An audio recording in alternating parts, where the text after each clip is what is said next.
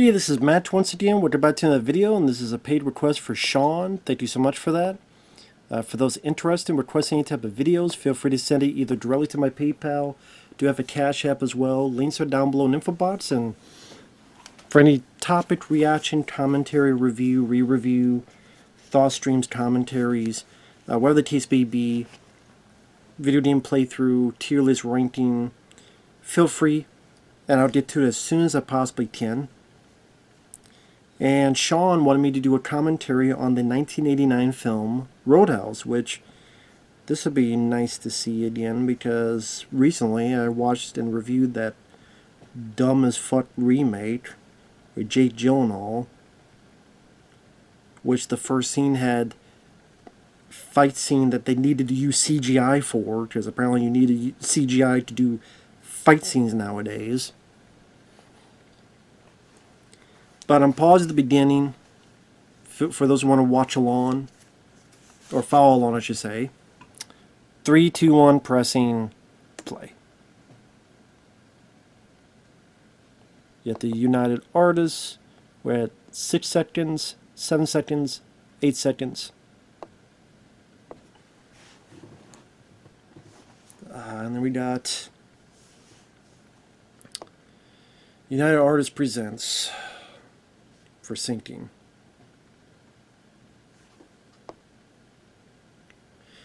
Now this is a film that did well when it came out. It made about 30 million in the US when it came out, but on home video and especially cable, it was like all the time on TNT and TBS. Guys who like tough movies, you know, all those things. It was on all the time. This is very fun movie to watch. Is an easy film to watch. Patrick Swayze, may he rest in peace, had wonderful charm and charisma as Dalton. Philosopher, be nice until it's time not to be nice. But also knew how to kick ass and take names. So right here, the owner of the Roadhouse itself, that's Kevin Teague. Kevin Teague, he's been a lot of stuff. Kevin Teague, I remember he was in Men of War with Dolph Lundgren. Kind of one of our head bad guys of that film.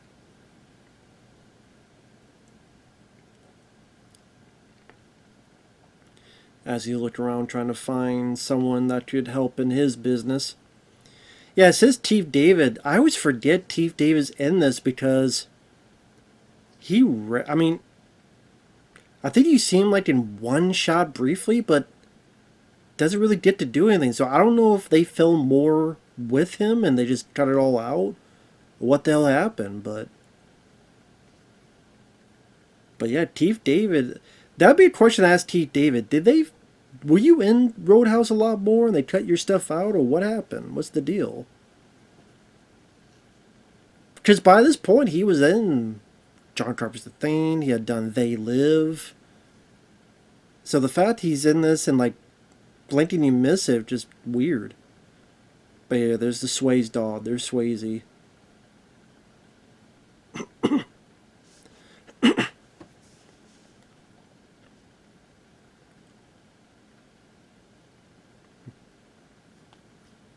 Yeah, a bit of a kerfluffle here.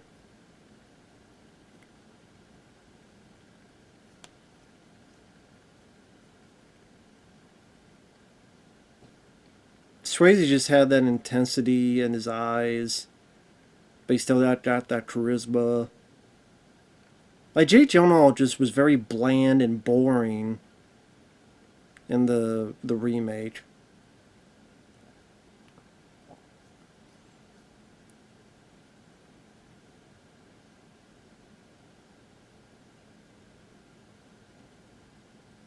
He has a steely-eyed glaze.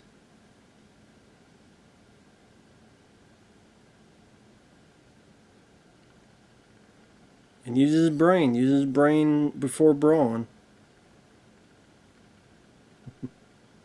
Lead him outside. But yeah, this is directed by, I guess the title card will come up, I'll wait till it comes up, but Michael Kamen, I think he worked on the music for Lethal Weapon, among others, I believe.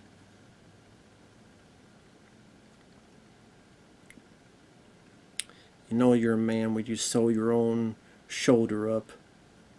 Rambo in First Blood sewing his arm up here, sewing his shoulder up.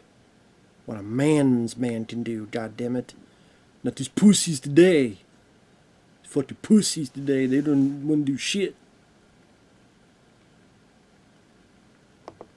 And no, I never thought this film was so bad as good. It's so cheesy, it's so corny. That gets used so much, way too much. The cheesy stuff. I mean, I think some people use it and don't really understand what the fuck the word means, or they overuse it so much that it becomes just white noise.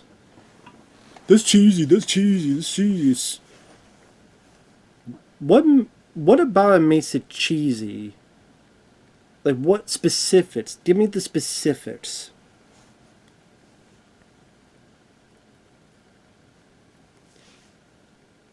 I never understood why this was a so bad it's good movie. I never understood that.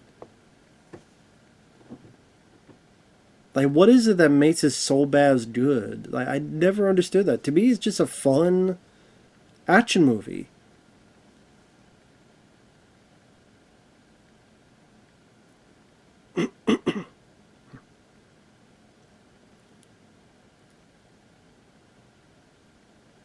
Like, there's a guy who takes care of his own business. He's going to sew his own shoulder up. He'd rather do that than get into a fight.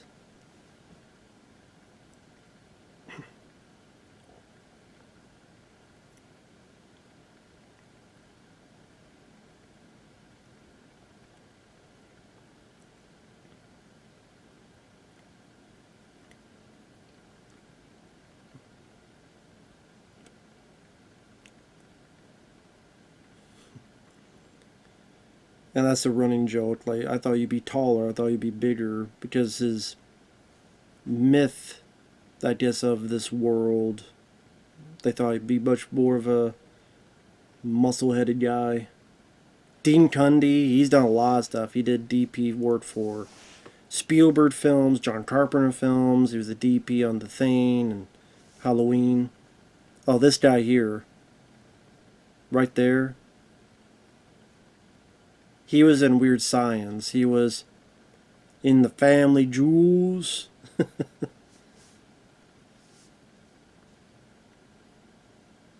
So they got him here in a bit part.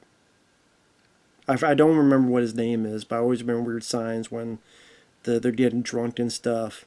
He dipped me in the ball. In The Family Jewels. It just has that unique voice to him.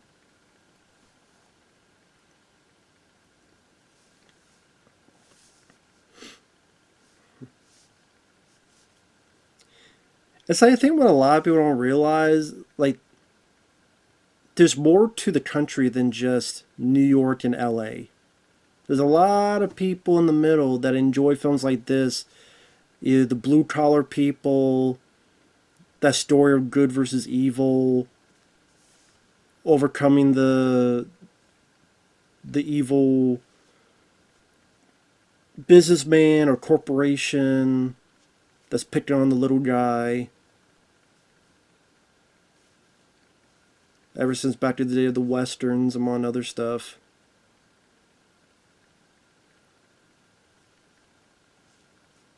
In this case, you have a town that's just owned, and that just has to be part of the town. And there's Rowdy Harrington. Wanted to wait for his credit. Rowdy Harrington, he did this film called Jack's Back with James Spader, which I think is pretty good. After this, he would do Striking Distance with Bruce Willis. Not sure what he did after that, but there's Jeff Healey, who is blind in real life.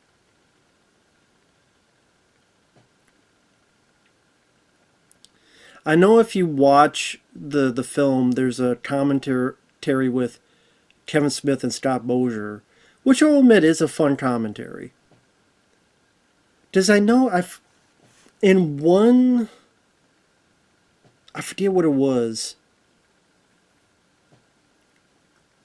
Was it Clerks? The other cut of Clerks? There is something where they introduce it, and then they went on this conversation about Jeff Healey. I guess somehow that conversation got back to someone and says, "You want to do a commentary for Roadhouse?" Now, granted, Kevin Smith, they're not into these kind of movies. They're not really into action films, so. But I will admit, it was a fun, entertaining commentary, I gotta admit. As much as I don't like the Kevin Smith of today, I will admit, there was an entertaining commentary. Although, again, I still don't think they're into these kind of films, so. But I'm sure they did just because, hey, they were asked, so. Why not?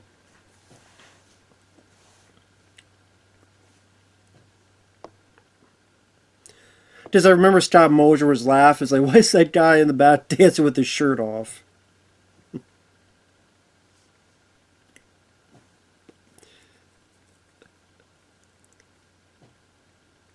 I know Scott Mosier was laughing at this. Like, who the fuck is this guy? Dwarf looking guy.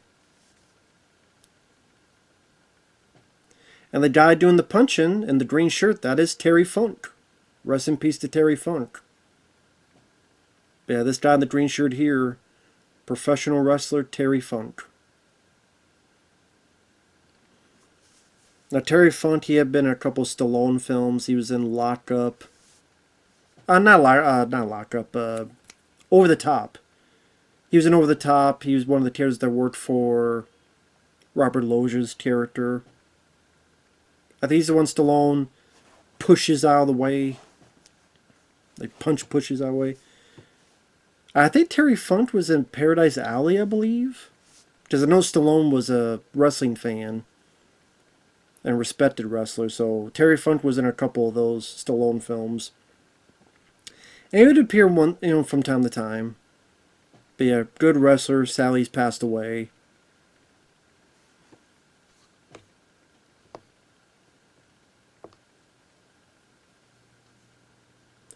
I do like this actress that plays Carrie Ann. Kathleen Wilhoit.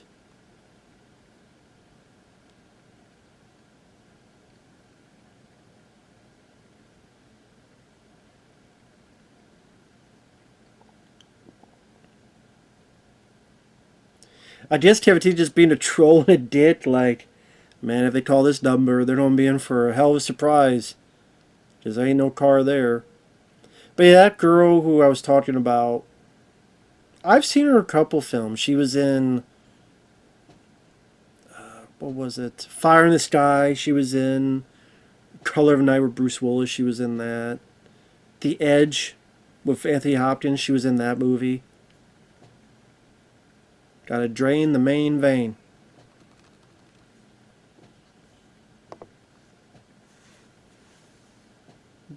You know how evil these guys are. Picking on a guy who's fucking blind and can't even see it coming. That's definitely evil shit. So just Dalton kind of looking at the environment and seeing what all's going on here.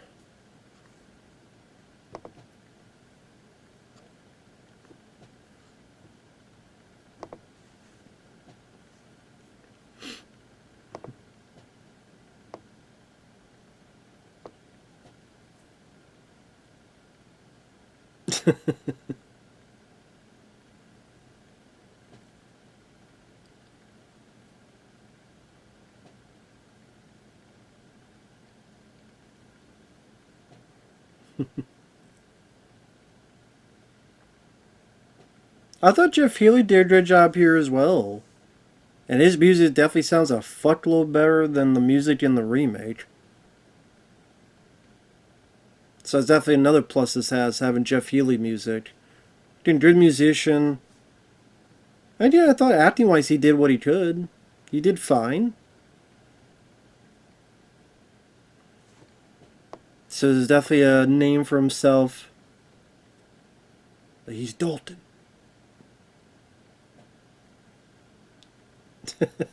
Now they're telling the legend of the Rip Throat bullshit. Of course, we see that's not bullshit because we see that later.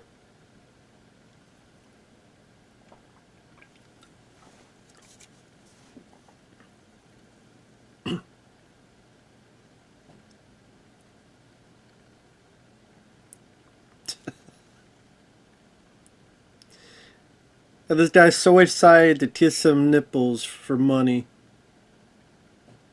I will say, like, when Kevin Smith got most of the commentary, you could tell they're not listening to the dialogue because they were confused by this scene. They missed the part that he wanted money. I don't have any money.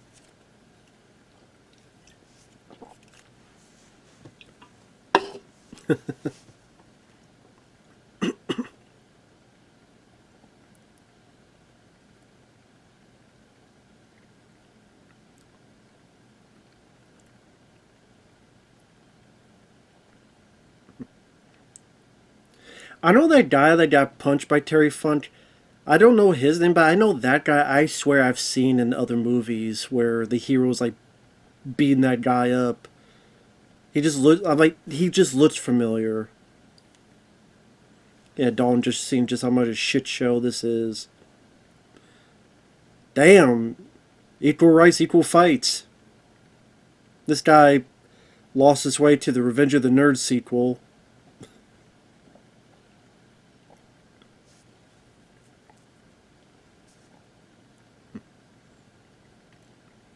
There you go. Right cross.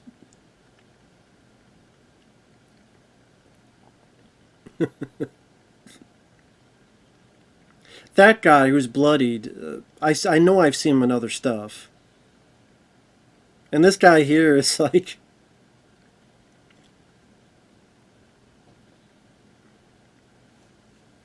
It's like he didn't get the part Revenge of the Nerds or the sequel, so he got into this. But to me, that's part of the fun. Like, that's part of the entertainment. Like, it's supposed to be this crazy, insane bit that happens.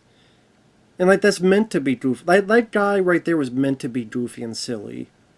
And you're waiting for someone to hit him, which someone does with the bottle.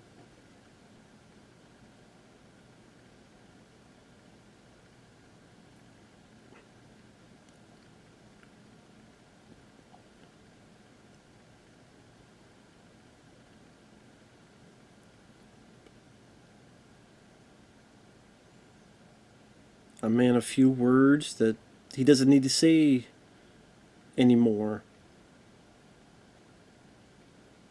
He just has an easygoing presence and persona.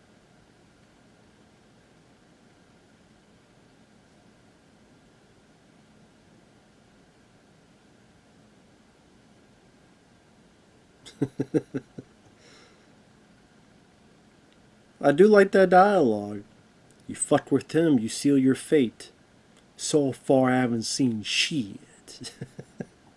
I do like that line. I need to steal that. Fuck with him, you'll seal your fate. I like that. I forgot about that line. I don't know why. That really stuck with me. You fuck with him, you'll seal your fate. I like that. I don't know why. I'm like, I need to steal that for something. And see, this is a guy who plans ahead. I'm going to buy a shitty car so that when they're going to mess with my car, at least they don't mess with my good car. So it makes it a bit more mysterious. You appreciate that he's got a bit of brains and not just brawn. Which was not the case with Jay Gyllenhaal. It just seemed like they went with the typical, oh, he killed someone in the rain, he's a UFC fighter, so now he doesn't care what happens, and then he does his thing, and then he kind of wanders around, and then he looks just lost, or like he doesn't want to be there. So yeah, this on the other hand,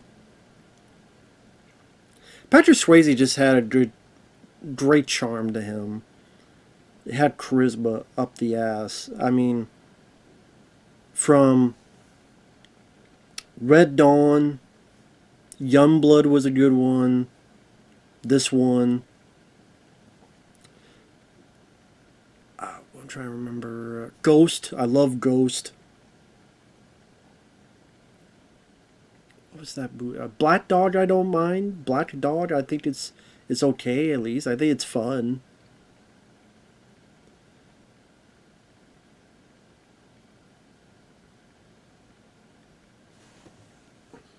Actually, it's sad. I was sad when he passed away, and that was like back in 2009.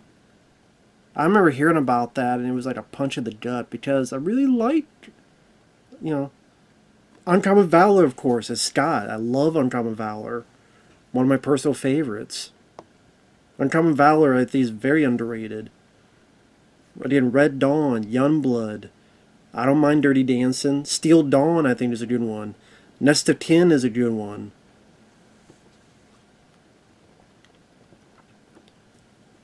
I barely remember Three Wishes. Tall Tale, it was there. Donnie Darko, he did a good job in that. I mean, some of his other, Powder Blue, I wasn't really big in. To 1114, I think I saw that one. I wasn't big into that. He was part of this show called The Reddit Days that only lasted 6 episodes. And that was pretty much like if the Warriors had... If there was a TV show version of The Warriors, that's what it was. Which seemed interesting. He was doing this show called The Beast. And sadly, that was the last thing he did before it passed away.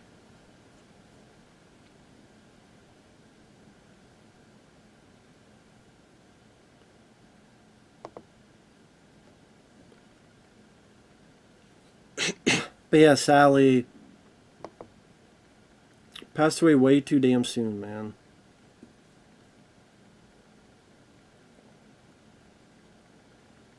Of course, in a helicopter we saw Ben Gazzara, who is our villain in the movie, which he was in The Big Lebowski. That's probably the other film I remember him from.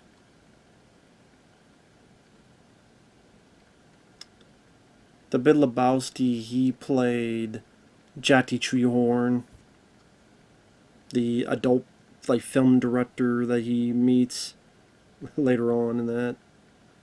He was in Summer of Sam, which I remember him being decent in that movie. At least he was.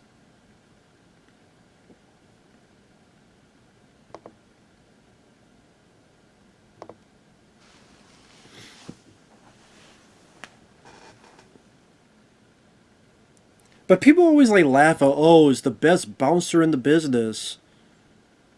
I mean, yeah, there are experts in fields, whether it be a doctor, whether it be a lawyer, whether it be construction worker. Yeah, have you heard around? Yeah, I heard this guy's pretty good. Okay, let's check him out.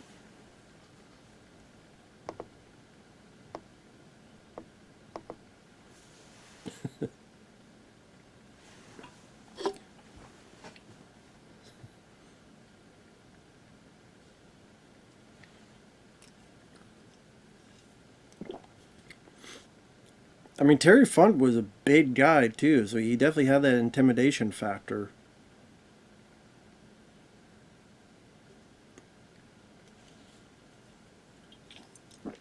She does look like someone that would be on drugs. Yeah, keep bumping me, lady. Bump your ass on the ground.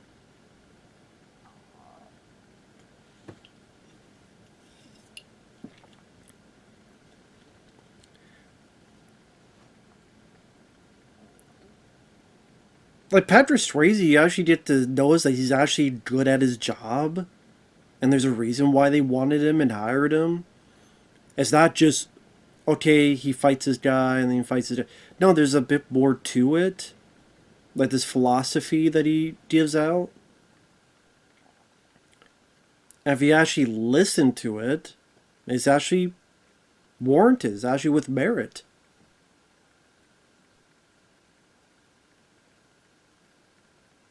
I remember I read somewhere that, I don't know, cops or someone used that bit to be nice.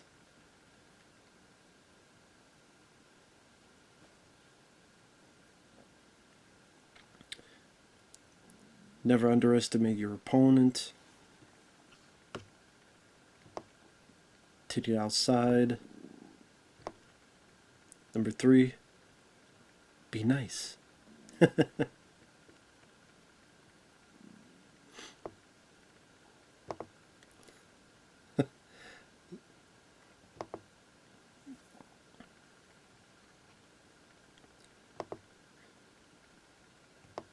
Yeah, okay, 2015. NYPD using Roadhouse movie to teach cops how to be nice. You have to have a thick skin. If somebody gets in your face and calls you cocksucker, I want you to be nice. Ask him to walk. Be nice.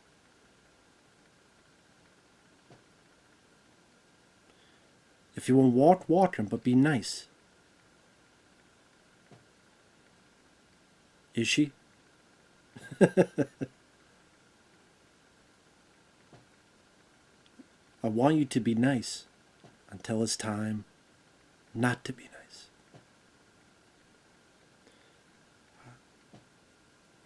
I'll tell you.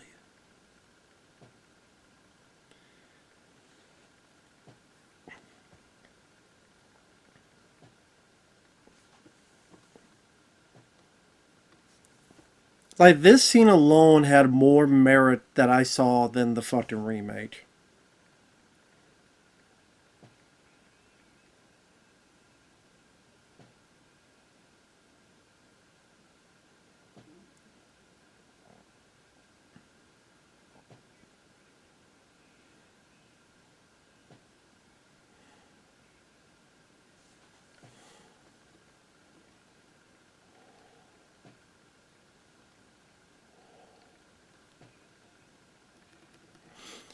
One cop says it's ridiculous, the stuff they're showing us. It's crazy. They're showing us something from a movie and they want us to act like that in real life. It's not realistic. It's Hollywood.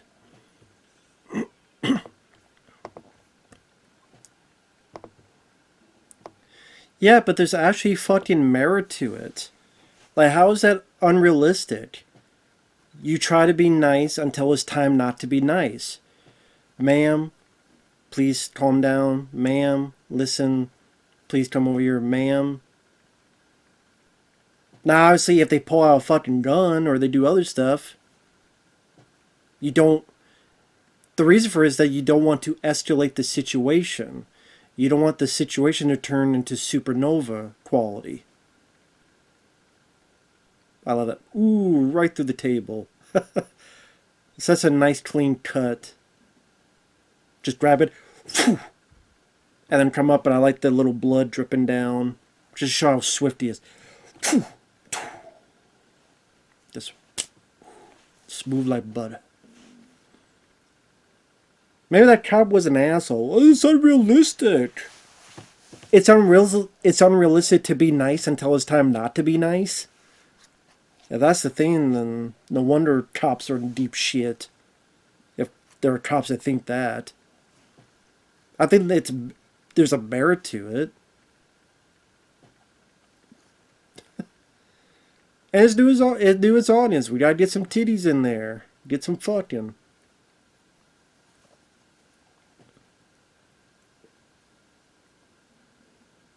Hey, get your tidy whities up. I'm on my break. Stay on it. Well, maybe don't fuck in the beer room. Like, you're on your break, then wait till you're off your break, man. Wait till you're finally off your break.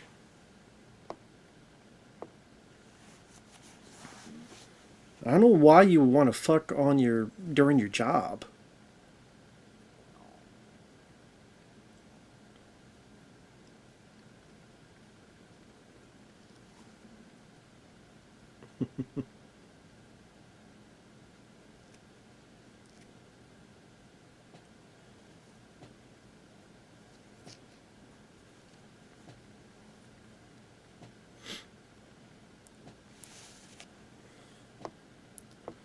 And Kevin Tate is a hell of a lot fucking better actor than that lady they got for the remake, who could not... That fucking bar had more talent than that lady in the remake. And was less wooden. Because goddamn. It turns out his car's messed up, which was a smart decision.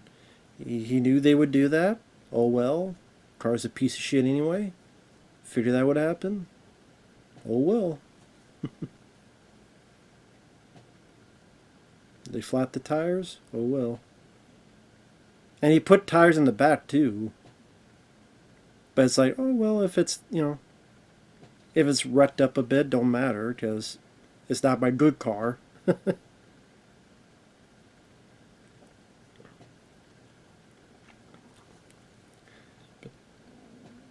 And that was the thing, like in the remake, it was they want this one bar to be gone because they want to build a resort. So you're always thinking, well, why don't you just burn the fucking bar down? But instead they burn a bookstore nearby. So they're willing to burn something down. They don't have fear of repercussions of that. But they don't burn the thing they need gone. They burn something that they don't care to be gone. That big guy just dancing. I know Kevin Smith and Scott Mosier will laugh about that. He's their gentle giant. He's so much fucking taller than everybody else.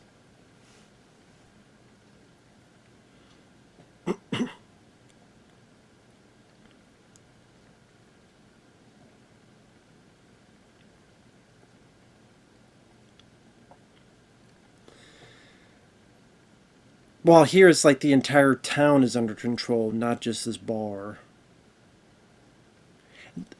And no, yeah, that's right. They did steal this in the remake, because there's a bit where in that movie he's on a boat, like a houseboat, but it's a guy, but it's a girl coming in to give him dinner.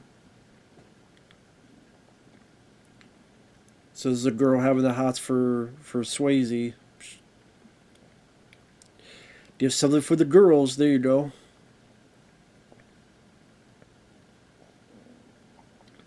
Hey, we got titties, from the girls. We got just for the guys. So I guess we got to show some male ass for the girls. There you go. Equal opportunity movie. Equal rights. There you go. This is a nice looking place, though. God damn, this is a nice looking place. There's got a pond nearby. How everything looks.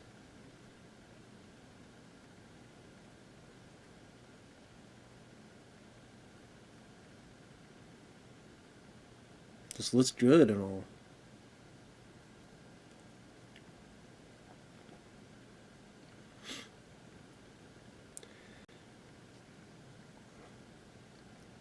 And this is a more interesting way to show how much of a dick your bad guy is. Just not caring. I can do whatever I want. This is my town, so I'll drive however the fuck I want. Unlike the remake where the guy is so stupid, I'm going to be on a boat and I'm going to let someone shame me old style. And while the guy could easily cut me, I'm still going, yeah, go ahead. Oh, you cut me once, that's fine. Oh, you cut me twice, that's fine. I just to purposely show just how fucking stupid the guy is. But, okay. Well, here it's like, someone just doesn't give a fuck. That's how much power he has. So the movie's about liberating a whole town instead of just this roadhouse thing. And just even the look at the bars, like this, much more of a blue collar feel to it. While in the remake, it's this upper echelon where, well, we do have black coffee. We got, well, I don't know, what the fuck, super duper Starbucks type coffees, whatever. Nothing blue collar about the remake. Because blue collar doesn't exist anymore, apparently. But I guess you could argue with a remake, well, what? Do you want them to do the same thing? So, okay, go a different avenue. How about just don't make the movie in the fucking first place? Because it wasn't needed.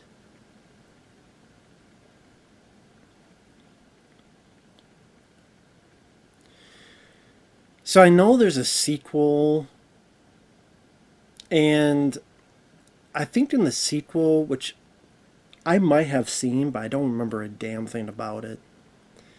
Other than they did reference Dalton, but they said he was shot and killed off screen. And I'm like, really? That's what we're doing?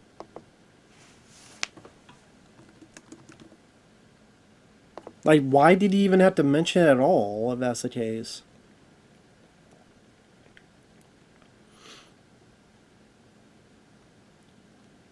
Telling the story of Dalton's adult son.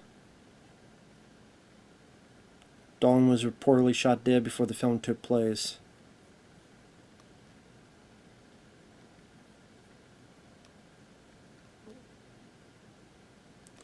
Yeah, it was the 10th anniversary Clerks DVD where they mentioned Jeff Healey. Okay, so I was right about that. So this other guy is by Ben Gazzara. That is Marshall Teague as Jimmy Reno. Which Marshall Teague, I think he had studied in martial arts. Yeah, Taekwondo and Korean Hapkido. He was in The Rock. He was in Armageddon.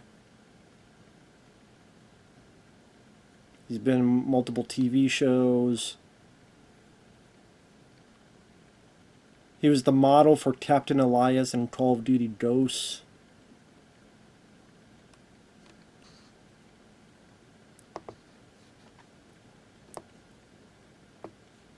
Yeah, this music here, I could definitely tell it's Michael Kamen. Because this music here has a little bit of that Lethal Weapon flavor to it. And yes, he did work on Lethal Weapon. And Die Hard. I mean, that's he did help on the scores for Die Hard, Lethal Weapon 2, Die Hard 2, Last Boy Scout, I think, Lethal Weapon 3, I think Last Action Hero.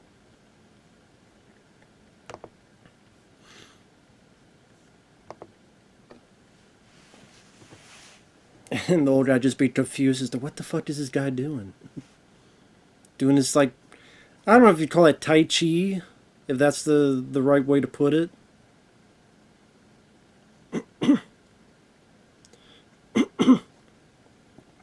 This guy.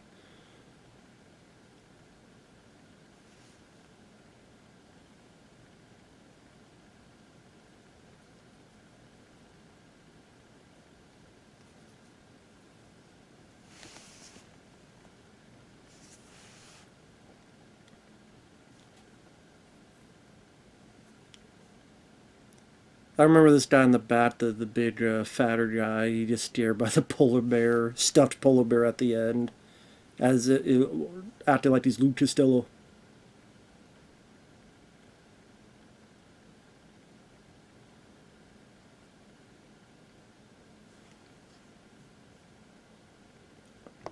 Yeah, yeah, tough guy.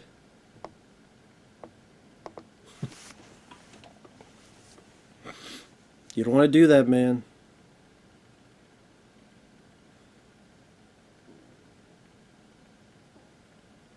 He's got a good stance. Swayze's got a good stance on that. Ooh, right in the head, right in the nose. Ooh, nice kick, right through the fucking window. Right through the window.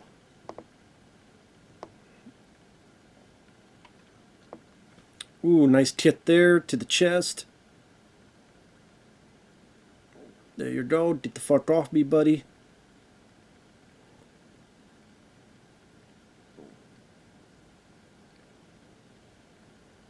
Obviously, we had to have stunt doubles there.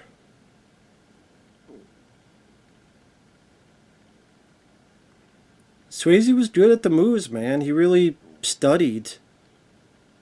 Good body moves, like, whew, good right hook there.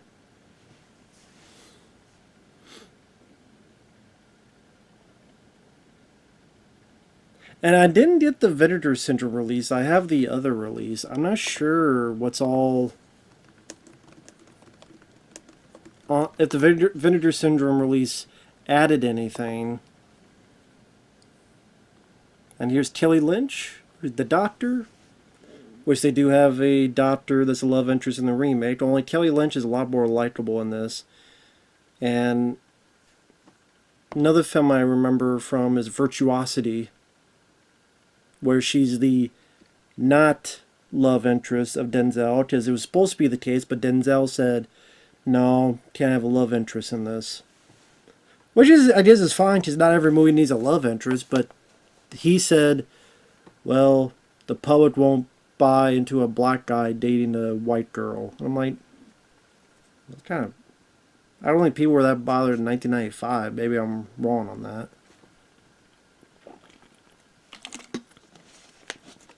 Plus, the film bombed anyway, so it's not like that saved it or anything.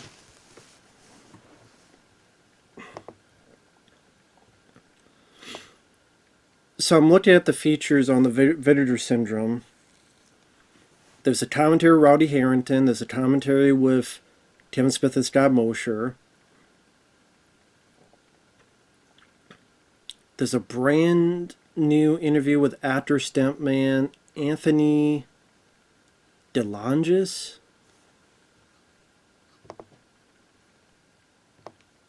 Which I think that's the guy who was in the... I recognize him when I see him. He was in the Dolph Lundgren Masters of the Universe as Blade. He's a guy near the end of the film where he's got like the knife and attacking Swayze, and Swayze takes care of him.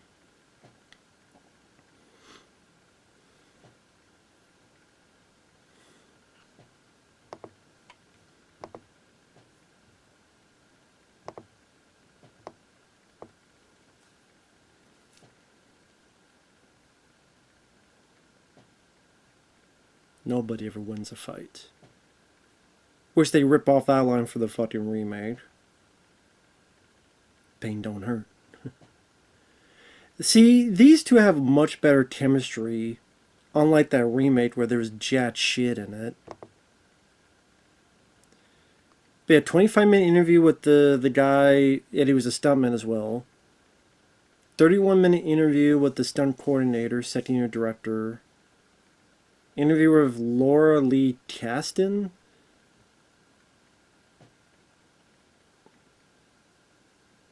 I think she's that blonde that you kind of saw as a bit of a tease earlier in the film. Interview with actor Roger Hewlett. Which one is Roger Hewlett? I don't remember who the hell that was in the movie. Interview with actor Travis McKenna.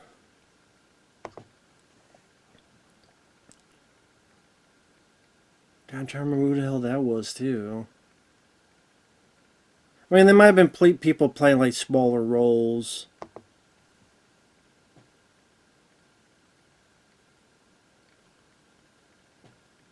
I think this documentary was on the older one. I thought it'd be bigger than Make It Roadhouse. A little over an hour long. Conversation with Rowdy Harrington, 30 minutes. Stunts of Roadhouse, 22 minutes. Yeah. I think this other stuff was in the older release. I just love the monster truck back there. Like, come on. Like, this movie knew its audience. You got monster trucks. You got titties. You got fighting. You got badass hero.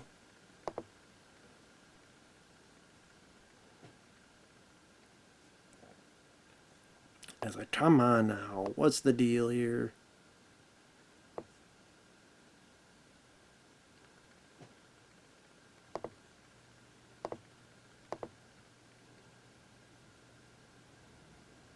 Ooh.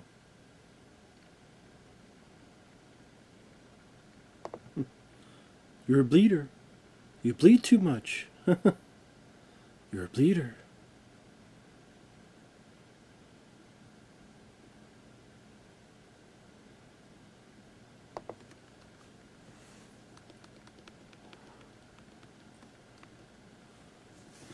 It's just sad they weren't able to do that documentary, the hour long, when Swayze was with us. Just would have been great to hear his opinion on the film.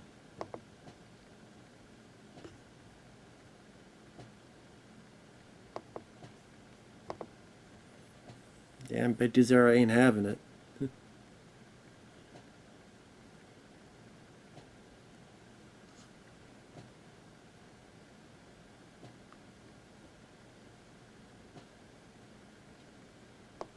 I swear that guy riding shotgun, I swear I've seen him in other stuff as well.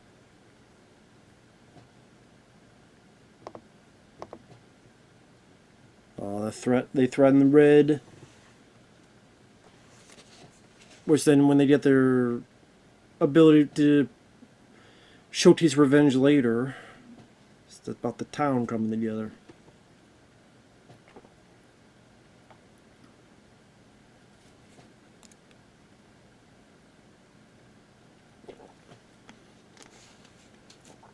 See, it's not just the Roadhouse, the Double Deuce, it's also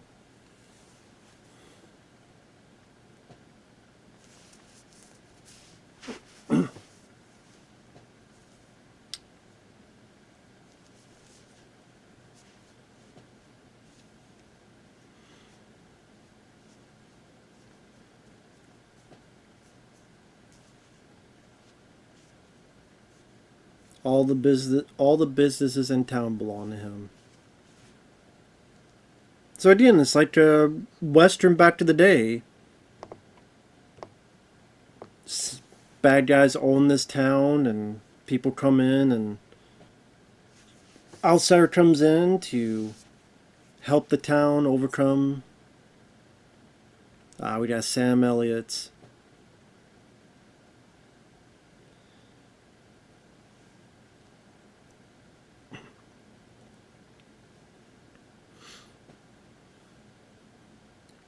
So instead of a wet t-shirt, it's a wet G-string competition. Sounds like my kind of competition.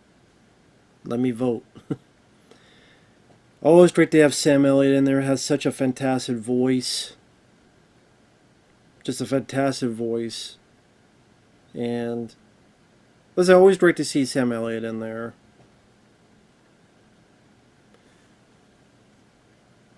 Just sad that, we're like 46 minutes in and he enters in, and then, spoiler, he dies later on. So that's a shame. I mean, it definitely makes you hate the bad guys, because if you're like me, you like Sam Elliott, you don't want him to get killed, but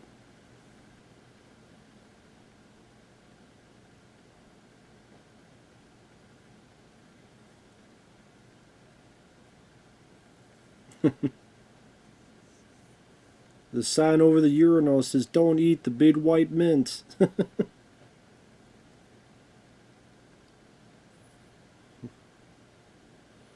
Well, Sam Elliott was in shape in there as well. Sadly, Sam Elliott didn't get to star in a lot of movies. I mean, he was in films like Tombstone, Ang Lee's Hulk from 2003, The Big Lebowski, but he didn't get to star in a whole lot of movies. He was in one where I forgot what that was called. It was a bomb disposal movie that wasn't as good as I wanted it to be. I mean, he starred in this film called Frauds, and that's kind of why I liked the film, only because he stars in it, and he didn't really get to star in movies like that, so that was cool to see. But it's only because I liked him as an actor. Good night, Denise.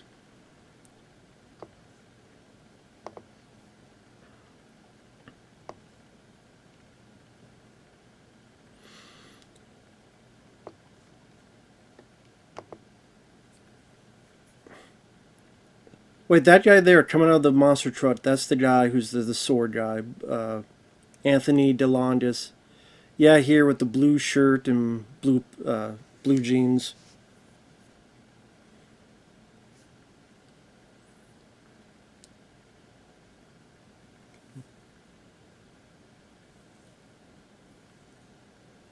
Yeah, it does look like you know a lot of things. Yeah, this guy here up front. He's got a blade on his boot. That's Anthony de Longis. How do you say his name? Yeah, this guy talked, and he was the one who was in Masters of the Universe. He was one of Skeletor's henchmen. He had the swords. Dragged his ass out. You're too stupid to have a good time. There you go. Dragged you for an ass-kicking contest. That's where take the weapon away.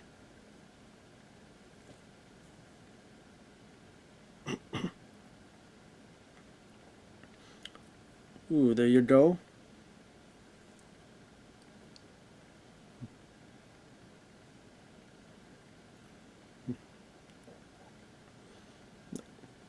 There you go. Get him down on the knees. Ooh, kicked him right there. There you go. Got him down for the count.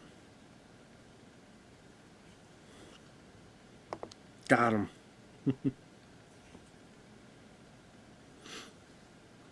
But yeah, Sam Elliott, I mean, Fatal Beauty, Shakedown with Peter Weller. Both films I like. Tombstone. The Final Cut, that was the one I was thinking of. That was the bomb disposal one. That one I wanted to like more than I did. But sadly, that wasn't the case. But I wanted to like it more.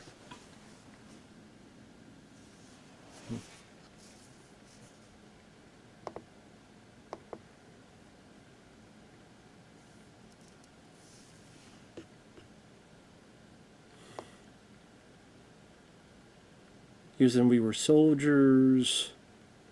I forgot he was a Ghost Rider. That's right.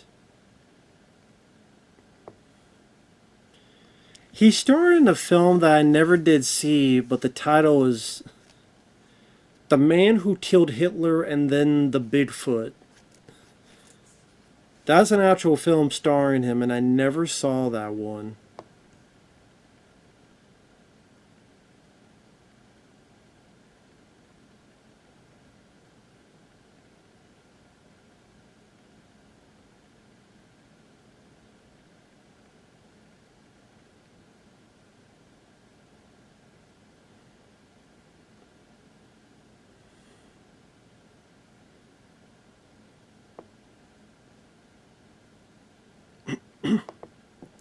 I really have to watch that film sometime. Just for Sam Elliott. And yet he was in A Star Is Born. That's right. I think he played Bradley Cooper's dad, or was it, or his brother? Was his brother? I would play his brother.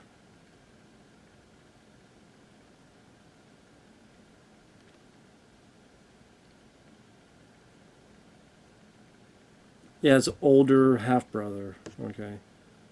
Sorry, I'm just looking into that, but. And Tilly Lynch, she's so much more likable. She's not, oh my god, I saw fighting. You must be a piece of shit that gave me more patience. Like that girl in the new one. Oh, thanks for giving us far more patience when we have so many other people could be working on. I'm like, maybe defend himself, bitch. Tilly Lynch, on the other hand, just being nice, being courteous, being a lot sexier, a lot more chemistry, lots more sensual.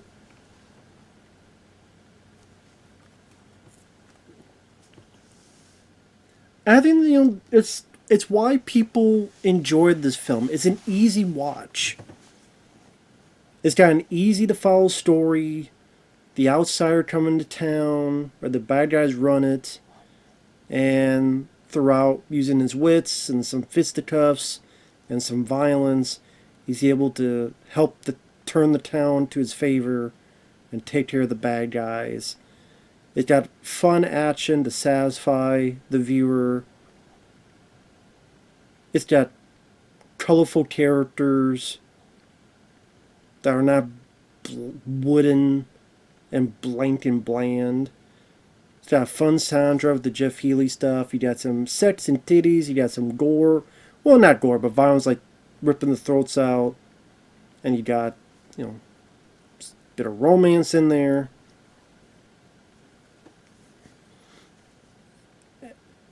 You have a charming leading guy that massive place. Just enough people come by. You need 2 pool tables.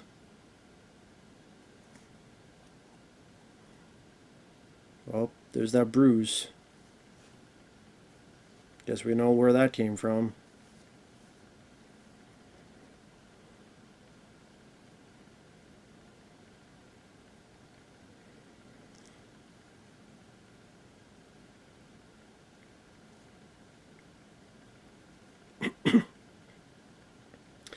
Back in the day when you had those big old sunglasses, what we call Coke bottle glasses. Sunglasses are like this fucking big. Just took a bit longer to realize you don't need sunglasses that fucking big.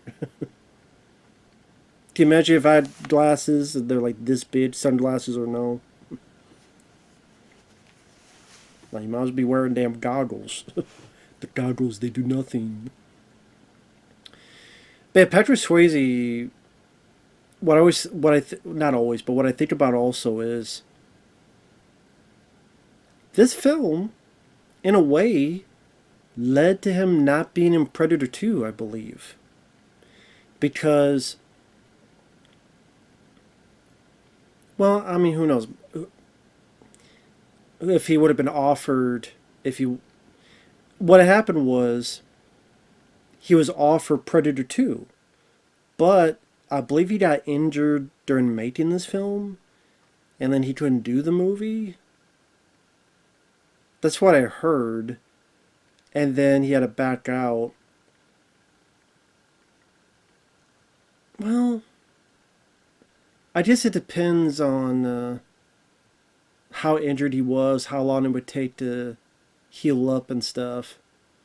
Because the other thing, Predator 2 was 1990, and then you had production of the film, you had pre-production of the film, we had to get casting in order to go to pre-production and so forth. I don't know if it's true, but that's whatever. Anyway, I'm going...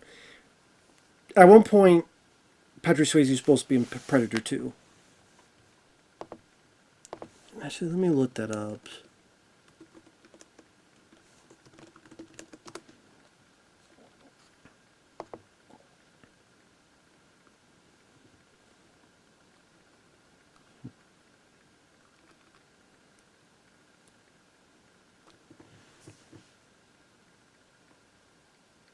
He was out of action due to an injury he had sustained on the set of the 1989 film Roadhouse.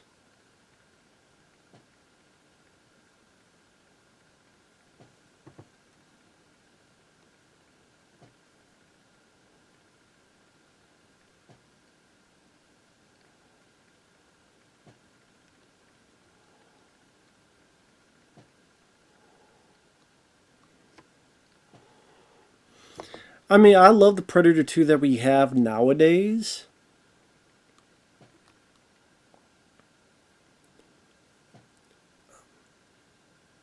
But I gotta admit, that would have been interesting to see what Swayze would have done with the role.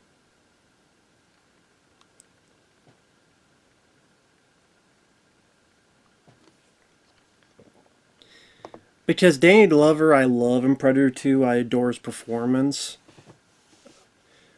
But yeah, I gotta admit, there's a part of me that would have been very curious to see what Swayze would have done. Like in an alternate universe. If I had to hop into an alternate universe, well, I do that for other reasons, but yeah, just give me a bit, watch a version of Predator 2. There's Chief David. See, there's Chief David. This is like one of the only times you see him. In the back there behind Swayze. And you're sitting there going, what the fuck happened? Like, why is Chief David, who's one of the names put at the front, like, when you're put at the front credit, that means a bit, but This might be the only scene Keith David is in.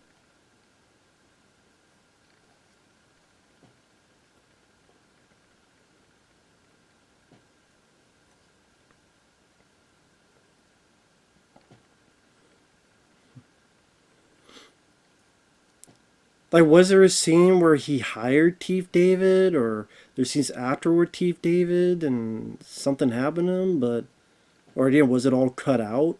Because a lot of times these films get made, and there are times where there's an edit where it's like 2.5 hours, 3 hours long, and of course they gotta cut stuff out to get it to a 2 hour or under running time.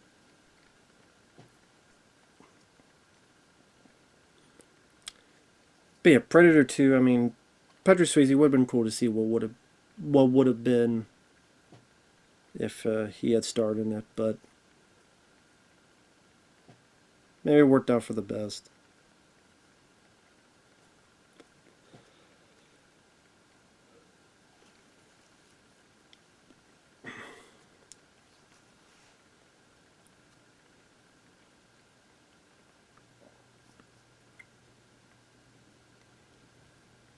But I know for MGM, this was a very profitable film for them. I mean, it might have made only 30 or so million in the US with home video, cable. I don't know if this is, it, I think it made like, with all that combined, I think it's made, I think hundreds of millions of dollars for the studio. Could very well be wrong on that, but they made quite a penny on this one. I think that's one reason why they kept showing it on cable, because each time it would do good ratings. They, oh well, Roadhouse is on, you know.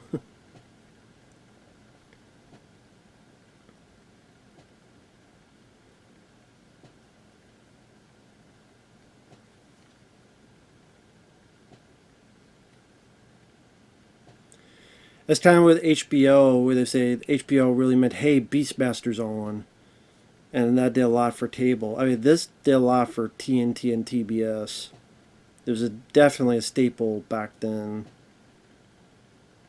Because I remember there was that, was it TNT, TBS? One of them had like movies for guys who like tough movies, and they would have this intro little blurb that they have was like Van Damme in Death Warrant doing the stream. It would have the monster truck in this crashing through. Maybe a scene or two more from this and then other movies, so. And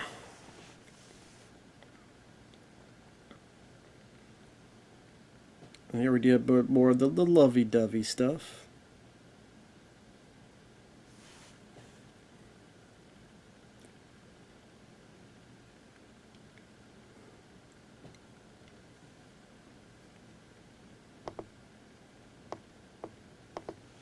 Let me get some water here.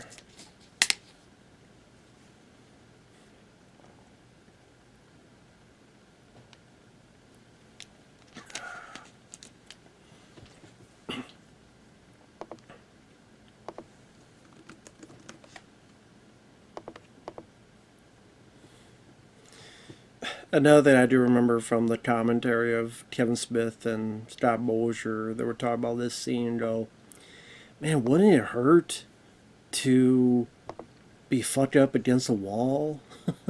Like you'd be banging back and forth, or like her head back would be rubbing up and down like the rock and stuff. Like, would that really be a comfortable sex position? Not till you try it, I guess. But yeah, Roddy Harrington, the director, he did Jats Back Roadhouse. Then he did Gladiator. Not the one with Russell Crowe. This one, Cuba Gooding Jr., James Marshall, Brian Dennehy, that's a very good film. That's a pretty underrated movie. Striking Distance, which I think is okay. Then he did A Murder of Crows, which I actually do remember seeing this. Didn't think much of it. He did The Stick Up, which had James Spader, actually.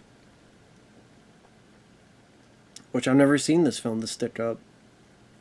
But that's cool. It's James Spader and Rowdy working together again after Jack's back. And they also worked together in a film called Eyewitness, which also had Jeff Daniels in it.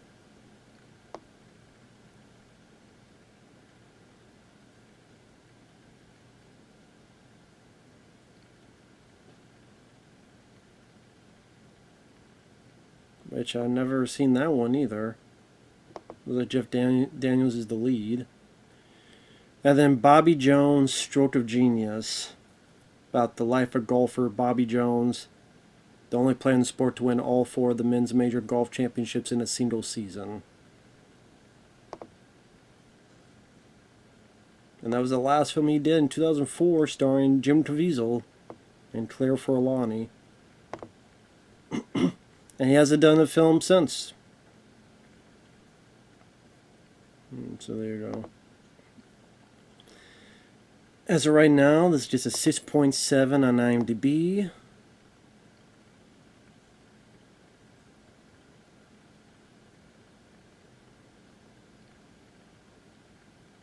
While the remake is a 6.2. And Roadhouse 2 gets a 4.3.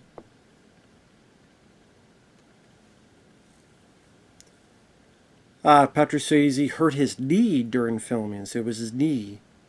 He chose to make Ghost because it was less strenuous, turning down the roles Gabriel Cash in Tango and Cash and Mike Harrigan in Predator 2. I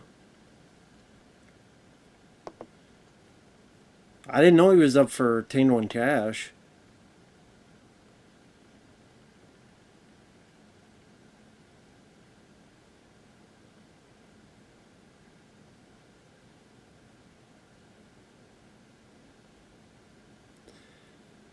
During the fight between Marshall Teague and Patrick Swayze, Marshall Teague swings a log at him.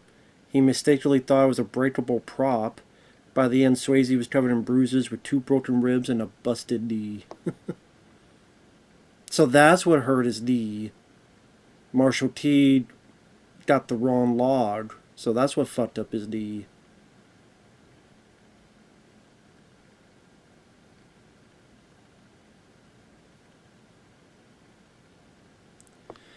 They said box office disappointment, but it made 30 million and it cost 15, so what, they thought this would be like $100 million film or something? I mean,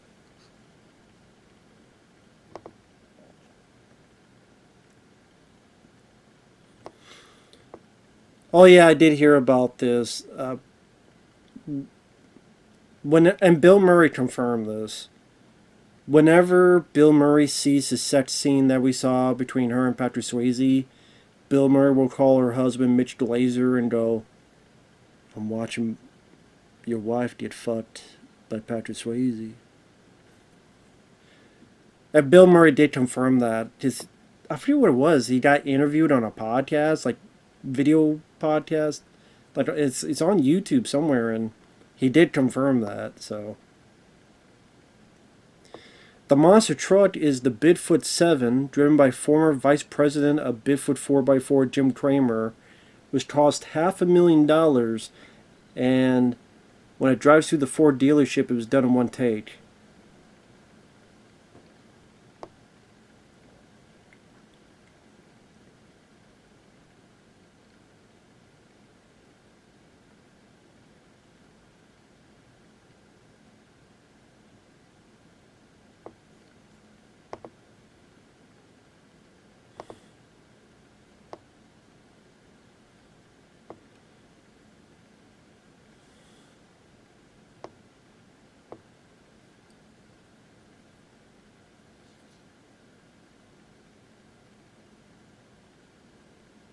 Buddy, you don't want none of this, fat boy.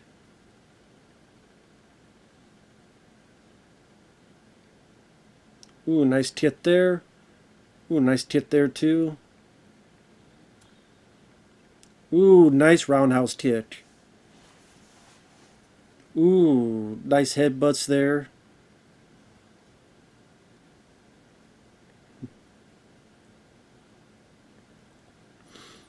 Finally Sam Elliott coming back into the fray here.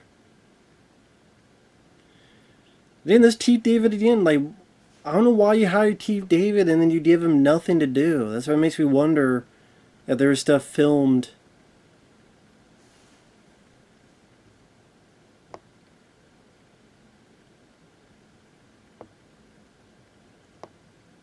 Ooh.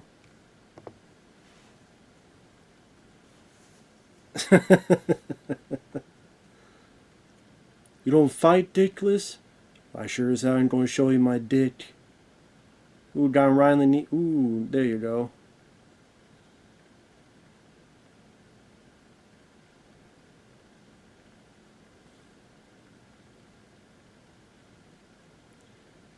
Why is it that we never got Sam Elliott to star in an action movie like this?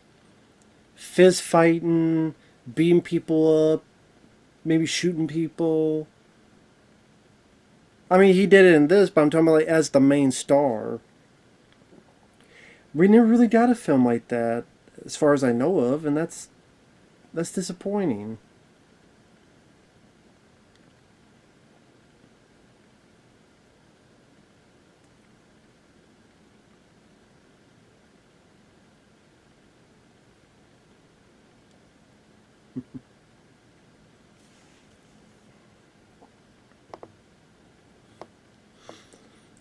So this is why I want to look up the trivia. So there's this bit here where, according to the cast and crew, and also the 1989 interview with actor Sam Elliott, the original cut of the movie was 3 hours and 20 minutes long.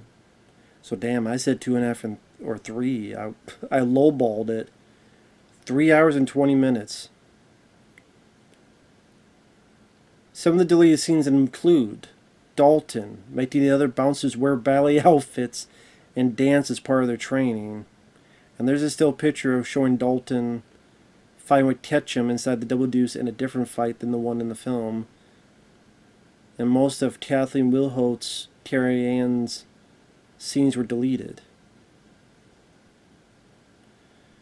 The trailer shows some deleted scenes. Dalton driving some guy by the mouth and telling him, "Don't be rude." Wade sitting on a couch drinking a beer and saying, "So says the fine philosopher." Carrie Ann sitting in a car with Dalton asking him, "What's the matter, Dalton? Don't you like women?" And Dalton says, "Best I ever had was wonderful." Dalton saying, "I'm not afraid of him," in the scene where he talks with Doc before Emma's house explodes. Wesley in the bar after Red Shop has exploded. According to the director's commentary, some of the other scenes we got cut because the movie was too long. A fight scene where Chief David is introduced, in which he arrives in the Double Deuce with his girlfriend and gets into a fight with some rednecks, and then Dalton hires him to work as a bartender. There are also a lot more scenes between him and Dalton. A scene where the sheriff of the town is introduced was also cut.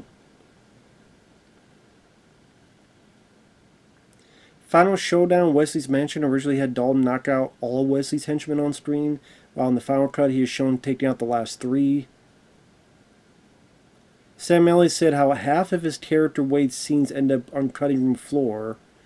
There are a lot more scenes explaining his background, like for example a scene which explained his rose tattoo. He said how that was the name of the girl who was his one true love and how he blew it with her. He also told Dalton not to make the same mistake. Yeah, I figured that was the case, that there was a lot more Chief David stuff and they cut it out. Where are those deleted scenes? I love to see the stuff with Chief David. I love to see more action at the end. He beat everybody up on screen. I want to see that. Where are those deleted scenes? But yeah, I think a lot, not all the time, but a lot of times those studios don't keep those deleted scenes. Because they go, why do we need this? Because there weren't, well, we'll put on a DVD, we'll sell it, we'll promote it. No. It's like, well, what? And people go, well, it's saved in the vault. They don't save everything in the vault. They go, well, Roadhouse, People didn't respect it. Eh, you know, it did so business for us. Oh, it's doing well on video, okay, but that's the film itself. We don't need all this material. So they just throw in the dumpster. Make room for their newer product.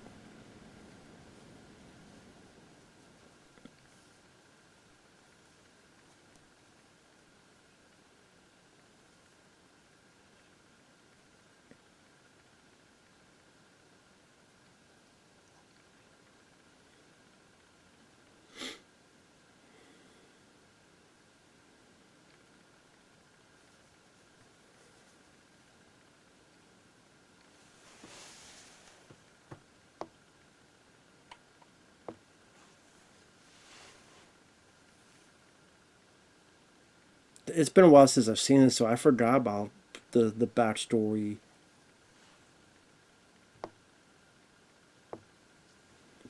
Where she didn't tell you about that guy, and like, when a guy puts a gun to your face, you'd either die or kill the motherfucker.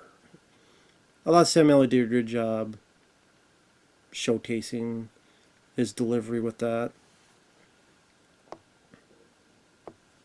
Which, I mean, he's got a point.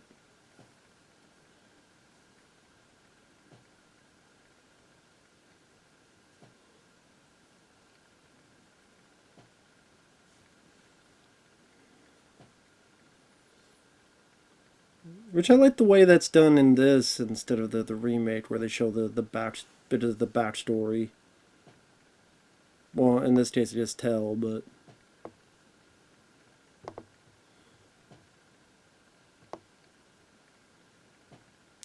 Kelly Lynch wore padding for the love scene between her and Swayze for protection. So when she got slammed to that damn back.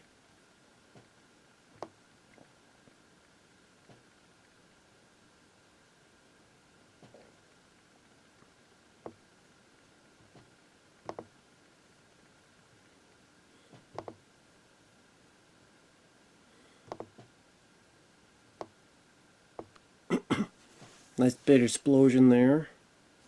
Done practical, done for real. Also good to sell for the trailer. The movie trailer, I should say.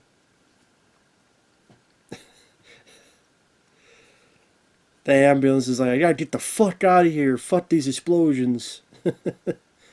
I ain't having this shit. The ambulance is like, fuck you. Goodbye. I ain't dealing with this shit.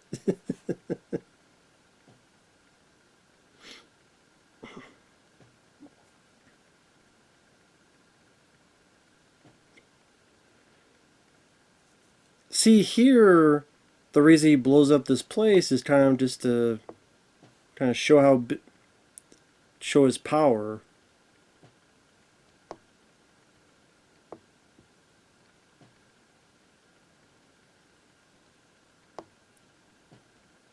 Just kind of like Ben Gazzara saying, I'm going to show you how big my dick is. I could blow this place up and not give a fuck. And listen, I'm tired of this bullshit. I want this bar the way I want it. I own this town. And Dalton, get the fuck out.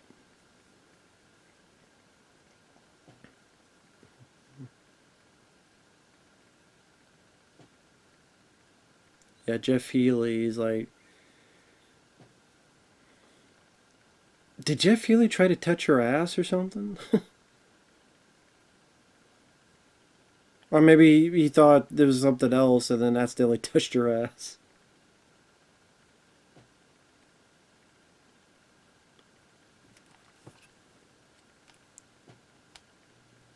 I mean, honestly, they just embarrass her. It embarrasses her more than anything. Her dancing like this. It makes people laugh at her. Now, if she took her clothes off, then maybe we got something here. So I guess that's the other girl that gets interviewed on the Vinegar Syndrome release. Which I don't have that release. I have the other Blu-ray.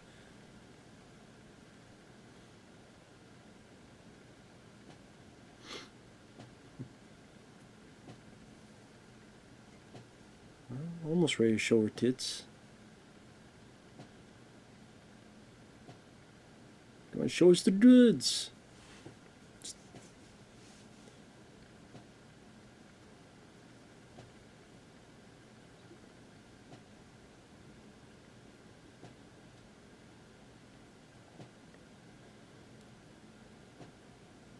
Just take her underwear and just rip it off.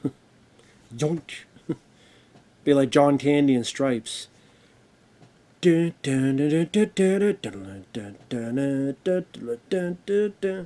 titties.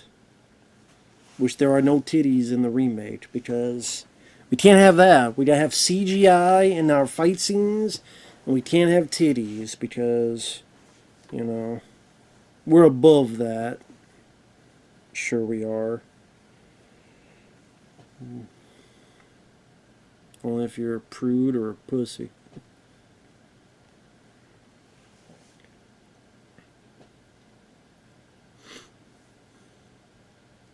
Oh, I still laugh when I think about the line this guy says later.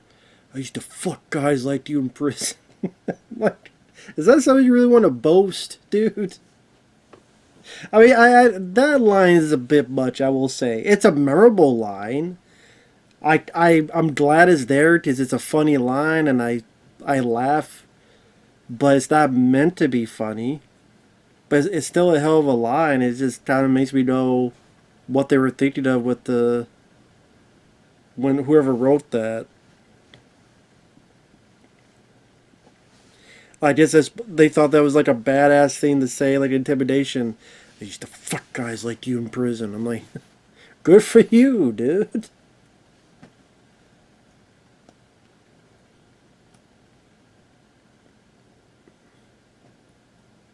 But I guess it's a different way of calling someone else a bitch. Because I don't make you my bitch like I made other people my bitch. I mean, he definitely knows how to fight. He's got good stance, good kicks. Knows how to use that pull to you.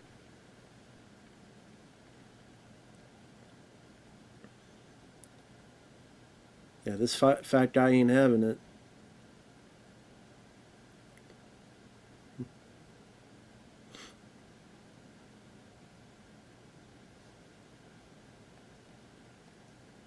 That's a nice flip, too.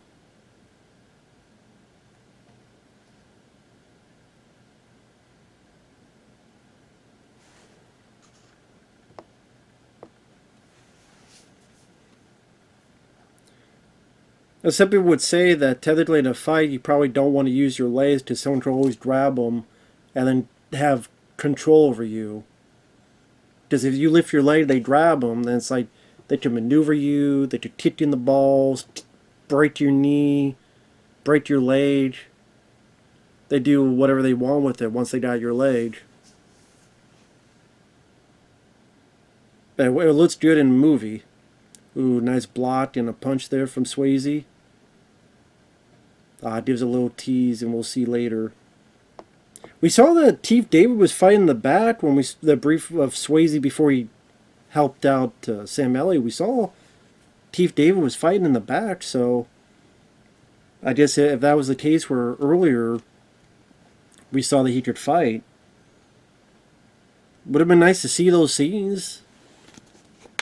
But I'm like, okay, no wonder, like, Chief David, like I said, his name is in the front. You know, they cut all this shit out.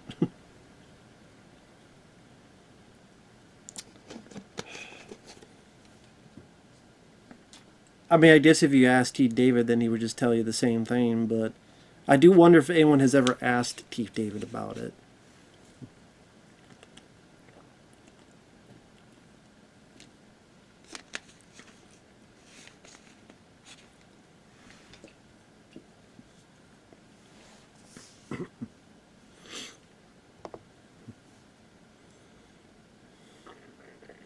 But yeah, I mean, a lot of people use the term campy for this.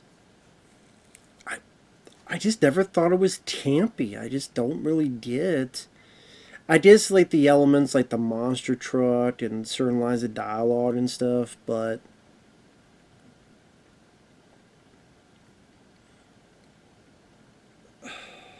To me, it's just taking things and making them more interesting. Okay, a bad guy who could do whatever he wants because he's rich and owns anything. Why? Sure, why not use a monster truck? So it makes it more unique and less sterile and bland.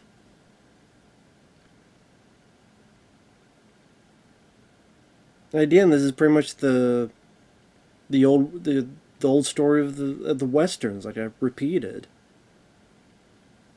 A person or persons control a town, and an outsider comes in and cleans up the town, and by the end leaves, or whatever else the case.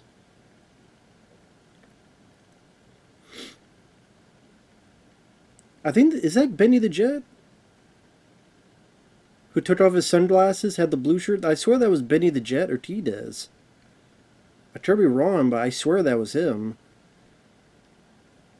There's the monster truck. Yeah, that's the shot that was in the either TNT or TBS commercials. That shot when it crashes up.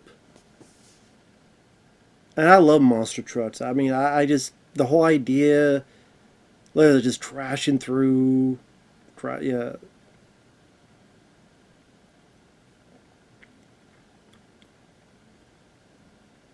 And movie-wise, I'm trying to think like Rolling Vengeance. That was a movie, a vigilante film where a guy uses a monster truck where he soups it up and puts some little additions in there. Then there's Ace Ventura 2, When Nature Calls, where I think there's a part where Jim is driving the monster truck. Loser.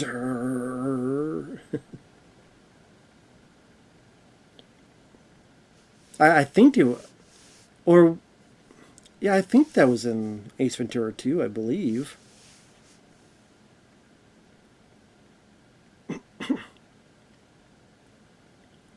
I'm trying to think. Yeah, I mean, you don't really see that stuff anymore because it's labeled too campy. So, less fun. Okay, less fun. I get it. We can't have fun. We're not allowed to have fun. We gotta have bland, boring fucking remakes. Like the Roadhouse remake that the director that bitches, this should have been in the theater. Why? So it could flop and not do well? That's what would have happened.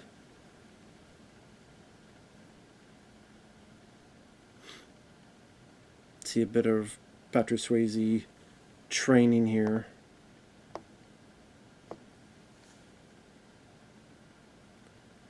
I think Benny the Jet Ortiz did train him, and he said that Swayze was legit. That Swayze worked hard at it.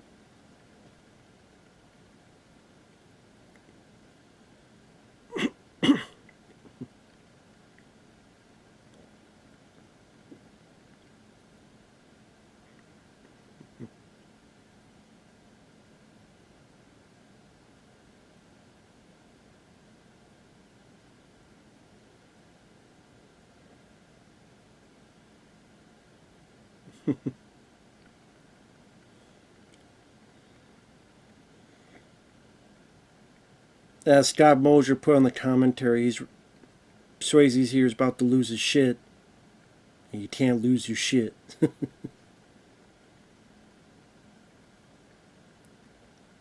Coming up here when he tries to hit Sam.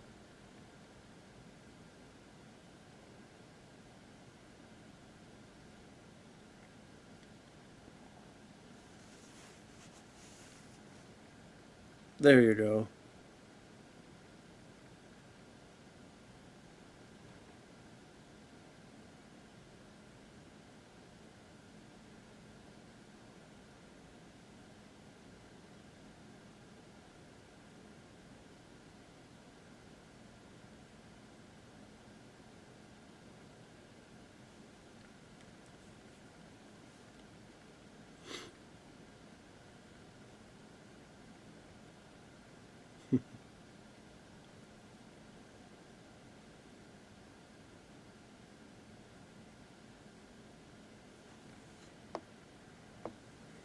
I mean, that's a nice bonding moment. I don't know what's so weird or stupid about that.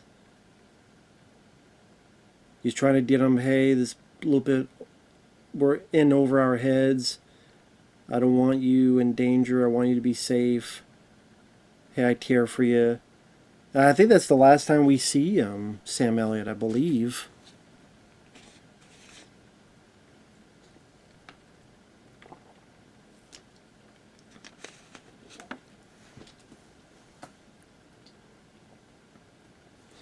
Because we got 24 minutes left, and there's the Sam Elliott getting killed. There's the fight with. I'm trying to remember if. The fight with Marshall, ripping his throat out.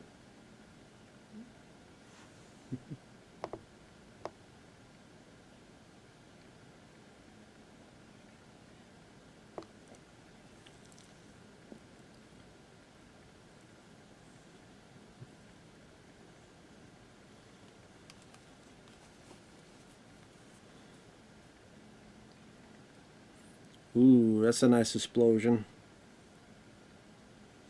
Yeah, and that's where you're going to get the fight.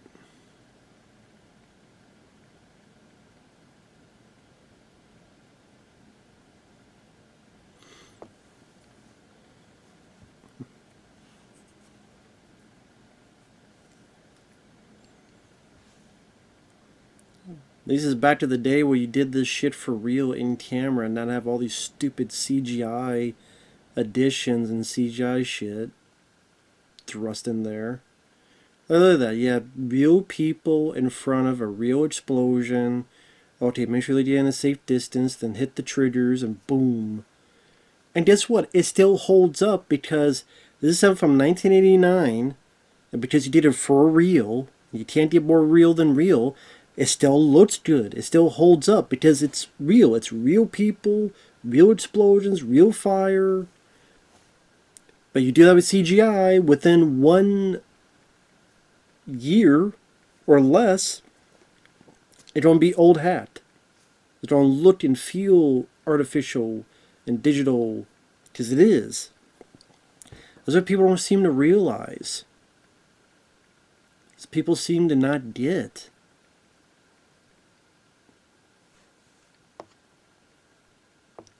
Got the hops. Hip hip hooray, motherfucker. Time to fight. You are such an asshole.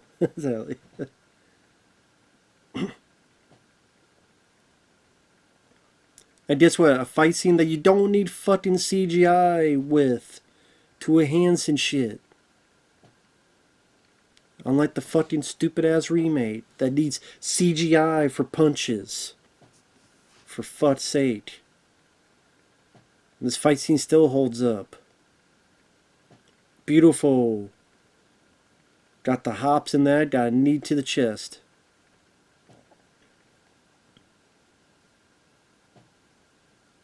Ooh. Ooh, nice tit there. Oh, beautiful roundhouse kick. This is a great fight. Good sound effects. Good blocking. Good stance by Swayze. As well as Marshall. It's not totally one-sided. They both get their hits in. Ooh, I think that's the one that's the real.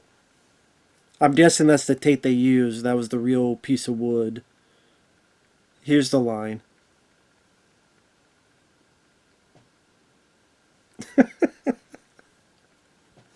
I don't want anyone to tell me that. I used to fuck guys like you in prison. I mean, I don't blame him. I'd be a bit off my game too if I see someone, hear someone tell me that.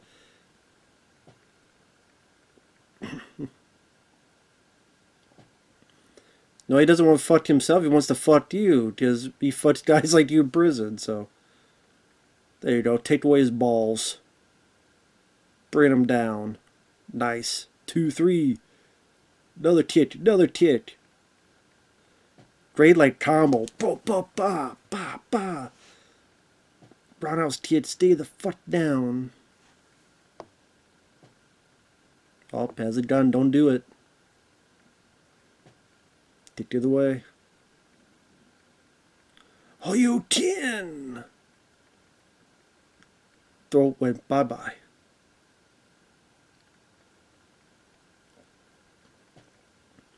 Now, granted, when you had the gun, I don't know if you'd have time to actually put your leg up and get the gun away. Just by the time the lay's coming up, shoot him. Lay's coming up, shoot him. Lay's coming up, shoot him. Especially if you have a hair trigger. Maybe like before he did it, if Swayze tipped it. But not if you're holding like this. And then you gotta lift your leg up. Yeah. It's like, okay, during that time, why didn't he shoot it? So, I wish they did it where he's getting ready to pull it. Then he grabs it and kicks it out. I would have preferred that. That's a little nitpick I have. Wesley!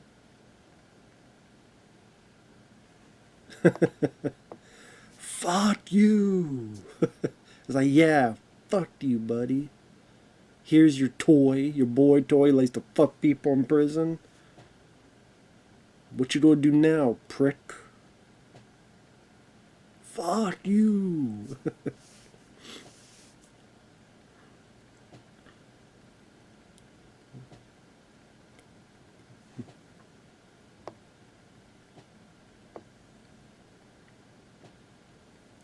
Trying to think, will this be the last time we see Sam?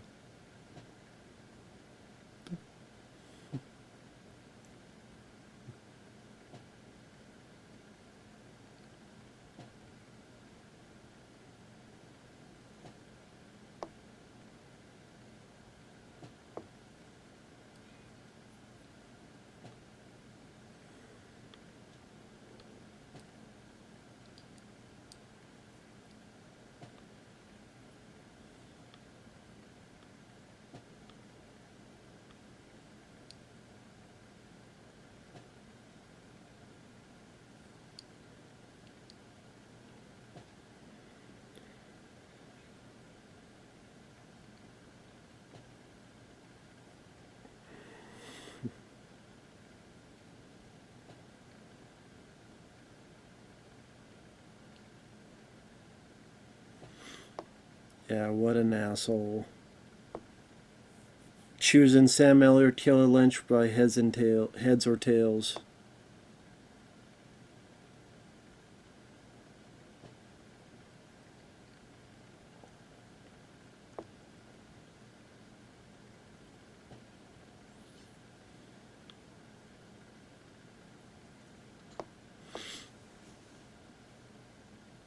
So it's set up that Sam's so hurt that, of course, when other people come in and kill him, you'd be wondering, well, why didn't he fight back? Or if he's this battered and bruised already, then that's how they were able to overtake him later. So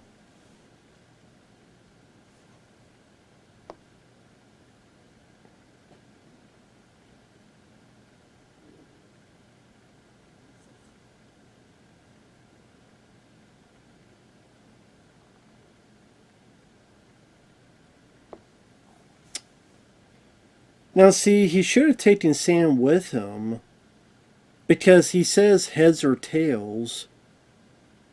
Take Sam with you, and that way they're both safe. You're together in the car, then you go up and see her. Like, should have taken him with him. I don't understand why he let Sam back there. I get that he's hurt, but he just sleep in the fucking car if that's the case.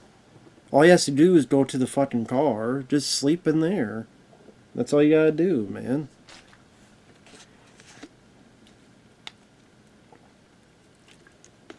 Just sleep in the car and I'll go to the hospital and see Kelly Lynch. So, yeah, I don't know why. Well, we know why, because that way he comes back in the reveal of Sam's killed. It was tails. And that's where he's flipping it.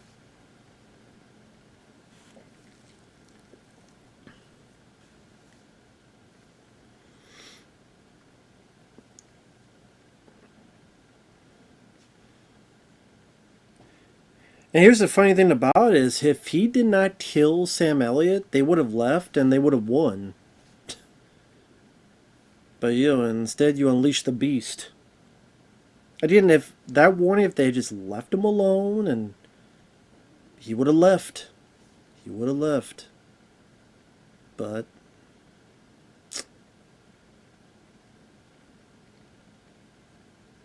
it was Tails. I thought Swayze did a good job here with the acting as well.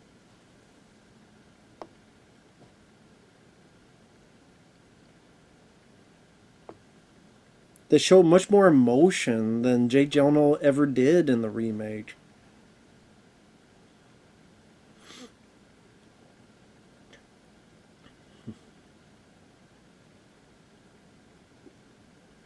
Good tear going down his face there.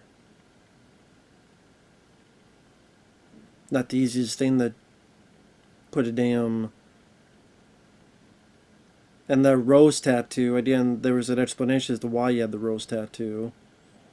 Which would have made that shot even stronger as to all the blood's going over the rose tattoo. That was just, oh, he's got a rose tattoo? Okay. See, now you pissed off the Swayze dog. See, that's the guy there who's in the Masters of the Universe. The stunt man, the sword guy. He was Blade in Masters of the Universe.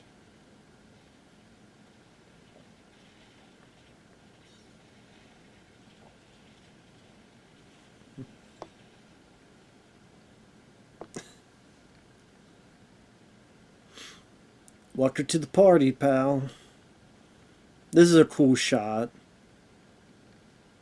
Have him shooting the shotgun while the car blows up in midair. I think if, like, there's a knife in the pedal. Now, granted, it looked like there was a moment that the car kind of turned. I don't know how that works if there's no one driving it, but the knife embedded. I think there's the quarters in it, I believe. Yeah, the quarter at the end of the knife. And the quarter is actually showing tails at the bottom of the knife. Yeah, at the bottom of the knife you see a quarter that shows tails. Nice little detail that you might miss. So apparently we saw him beating these guys up.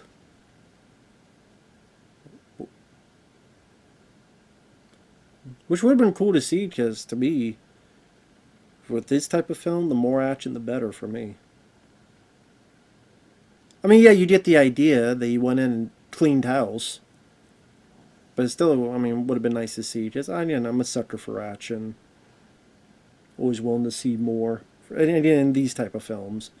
If it's like Transformers 4, where the action scene feels like it lasts an hour, okay, that's a different matter. But this, you know, more my cup of tea.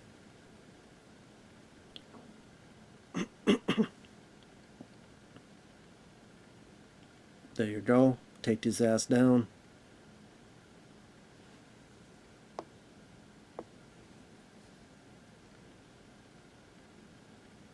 Ooh, nice tit there. Tails again. Use him as a shield. You want your knife back? There you go. Goodbye, buddy. You want your knife back? Here you go.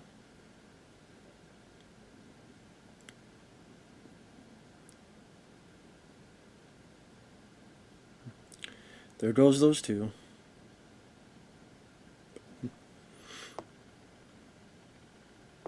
See, that's why it would have been nice to see more of Swayze. Because, like, some of the other people that he's dealt with throughout the film, like the Terry Funk. Does he ever fight Terry Funk? Beat him up, Terry Funk? Or he was one of the people knocked out? Just like, okay, like, what about Terry Funk? What about the guy who was humping the lady?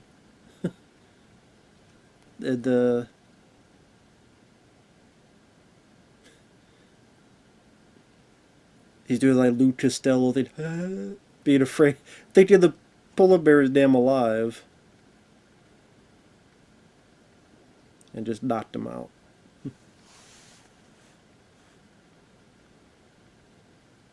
See, it would have been nice to see like him fight Terry Funk. who's like a wrestler, maybe he would use those kind of moves on Swayze.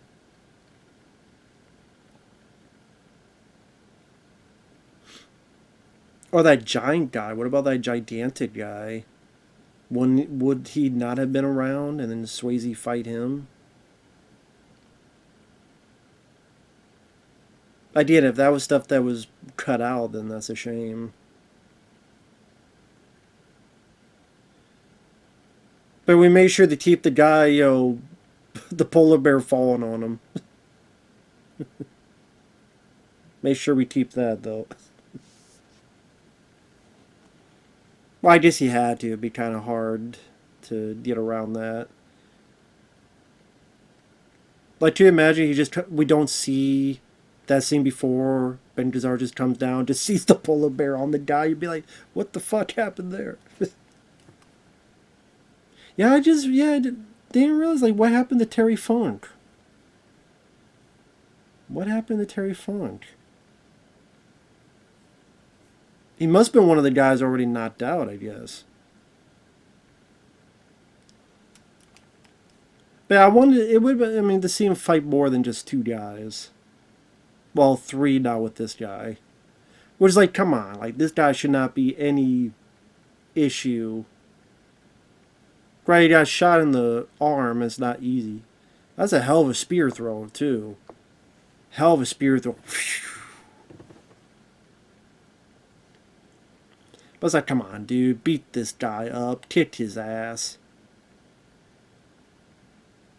Fuck your spear. Just break his fucking leg. There you go. Give a few punches.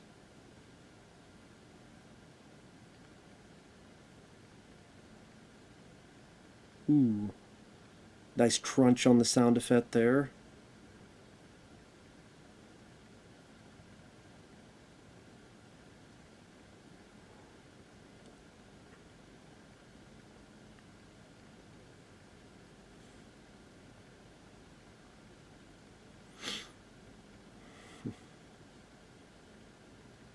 Nah, like, this is a guy that does deserve to get his throat ripped out.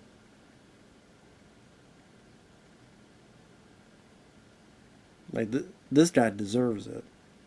Of all the people that need their throats ripped out, this guy fucking deserves it. It's like you already killed the one guy by stabbing him with a knife, but you're not going to kill this guy. It's like you stabbed the one... Well, you killed two people. You stabbed one, you threw a knife at the other. Ooh, that's a nice blood squib. There's red. Nice blood squib.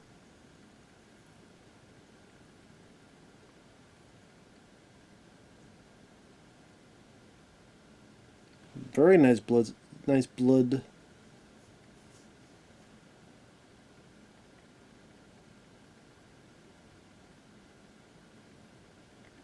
Good stunt to fall back into that glass. Now, technically, he's got a gun. He could shoot all of them from where his position. But, I guess he won't.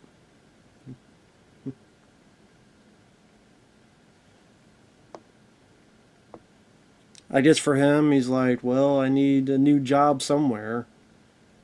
Where else am I going to go?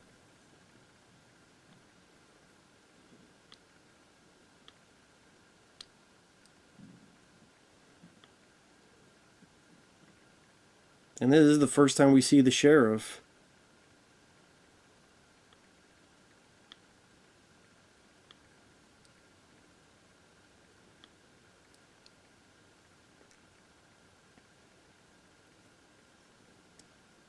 I mean, I'm not sure this is how the justice system works, where they have this thing called evidence.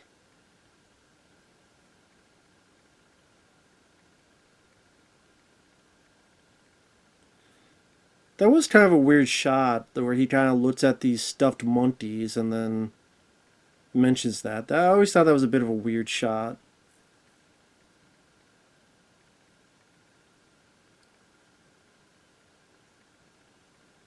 Yeah, and I always thought that was kind of a weird shot. Like, they stuff monkeys, and then go back to the guys, like, a polar bear fell on me.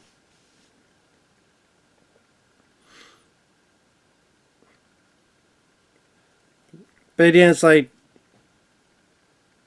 I'm sure, apparently, like, some delete stuff, we were introduced to the sheriff, and maybe he knew what was going on, so he lets it pass. So maybe he's not, you know, headache he's willing to forego.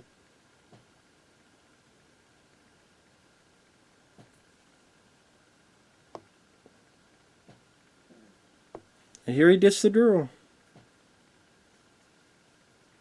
Unlike the remake where he just gets on a bus and leaves for the sequel that I hope never gets made. Now, I don't know if he still works at the Double Deuce or other shit happens.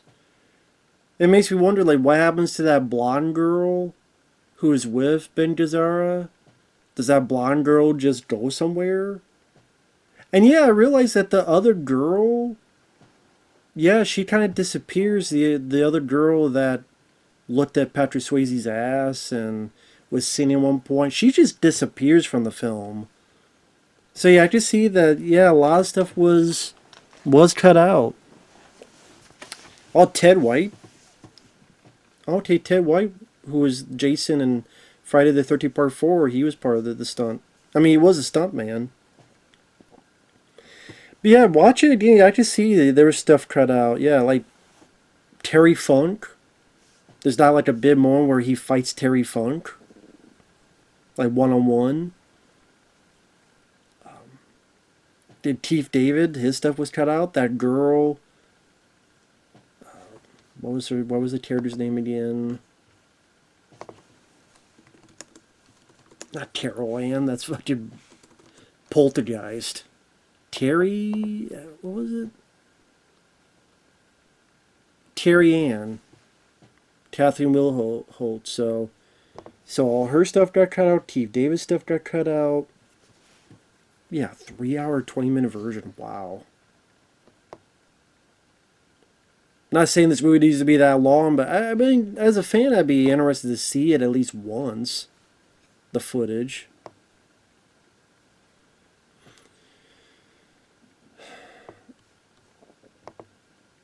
And of course, yeah, this was directed by Joel Silver, which Joel Silver's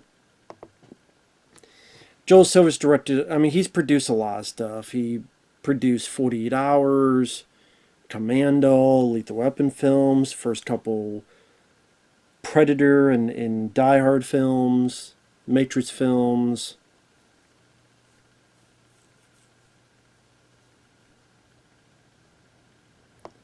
I always call him Joel Fatfoot Silver because there's always a lot of stories of him putting his fingers where they don't belong and messing with productions.